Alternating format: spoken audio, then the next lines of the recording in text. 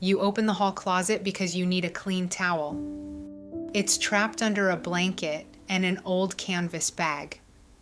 You pull one corner, and a box of light bulbs lands on the floor.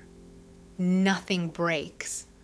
You could take the towel and close the door, but instead you notice the crowded coats, the loose batteries, the bag filled with other bags.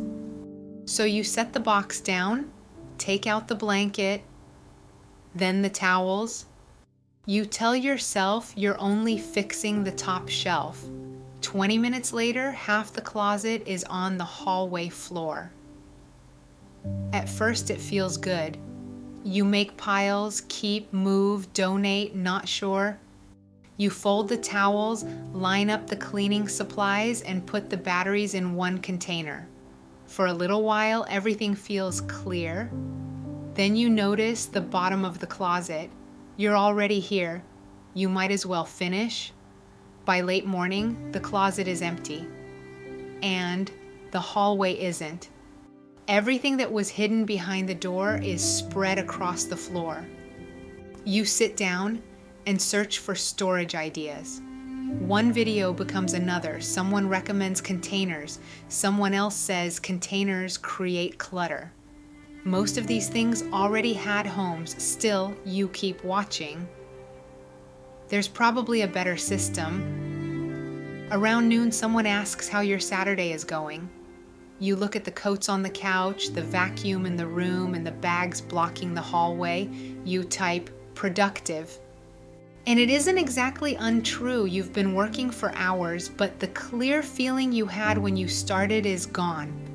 On the way to eat, you notice a drawer that doesn't close properly. For a moment, you consider emptying that too. Then you remember the closet. By afternoon, you're putting things back. You place the extension cord beside the toolbox. It doesn't fit, so you move the toolbox. Now the batteries are in the way. A shelf that looked finished no longer feels finished, so you start again. Not because the first arrangement was bad, it just wasn't quite right. There's a point when your body begins asking you to stop. Your knees hurt, your neck feels stiff. But stopping now would mean leaving the house like this. The closet is better. Everything around it is worse. Ordinary objects begin feeling more important than they are. The old towel becomes proof that you keep too much. The extension cord becomes another thing you should have handled by now. The unfinished hallway begins feeling personal, so you work harder. By early evening, one donation bag is full. You carry it outside, you only mean to put it down. But the porch step is right there. So you sit down. Across the street, someone is watering plants. A lawnmower starts. A car door closes. Nothing around you is especially quiet, but none of it needs anything from you. The bag handles have left marks across your fingers, and you stay there until the marks begin to fade.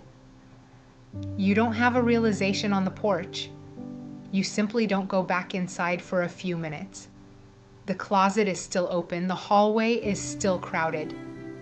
None of that has changed, but the urgency sounds farther away. Not gone, just quieter. You notice how quickly a fallen box became a shelf, how the shelf became a closet, how the closet almost became everything else you haven't handled yet. Trying has worked for you before. It helped you hold things together when stopping wasn't an option. So when something inside feels unsettled, effort is often the first thing you offer.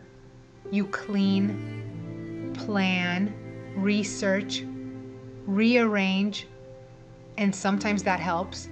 But sometimes the work keeps growing because the feeling underneath it hasn't changed. Eventually you go back inside. You put some things away, not perfectly, just enough. You place the extension cord on the bottom shelf without deciding whether it belongs there forever. Then you take the clean towel you originally came for. The closet still won't close. You turn off the hallway light and leave the rest for morning.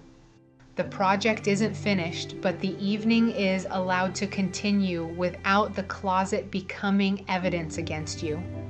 The next morning, a canvas bag is still on the floor. The tablecloth still needs a place. For a second, you feel the familiar pull. Finish it before breakfast. Start the day properly. Instead, you open the battery container. Take 2 batteries for the remote. Close the lid. That part works. You leave the other things where they are.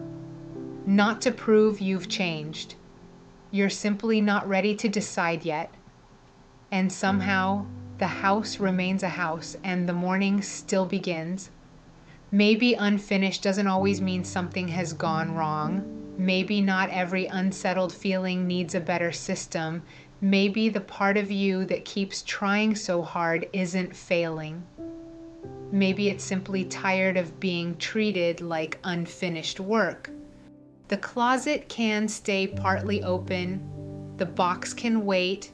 The day can begin without everything being resolved.